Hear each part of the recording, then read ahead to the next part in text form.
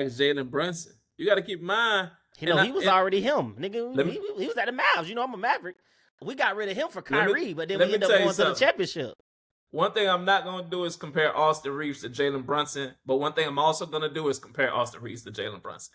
Jalen Brunson, when he was on the Cavs, he was playing with... You mean the Mavs? Yeah. On the Mavs. He was playing with Porzingis. He was playing with Luka. Like, he was like option 3. You see what I'm saying? I thought we was paying him 110 or something. Well, he left to go to New York for like 100 and something. I think he was still averaging between like 8 and about 15 points a game. He was nice, bro, but I couldn't even lie to trade him for Kyrie. I mean, then you trade him, and then trading him, he becomes the number 1 option at New York. He becomes the number 1 option in New York, and now he's averaging like what, 27, 28. You see what I'm saying? And I say all that to but then we went to the finals too. So going back to Reeves, yeah, Reeves is averaging same thing we probably seen Brunson average when he was with the Mavs. If he gets his own team and they build around him, ain't no telling what Reeves could really do. You feel me? Like Reeves, he's cold. Like he's not afraid of the big shots.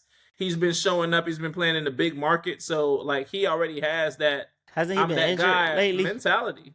Hasn't he been injured lately?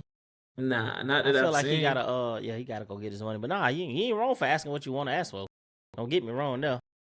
But somebody will give it to him. I don't know. We'll have to see where the chips fall. Like what team out there will want to pay him that? Because sometimes it's the system, bro. You fit good with LeBron. You fit good with Anthony Davis. Like you fit good with certain players around you. Kind of like Draymond.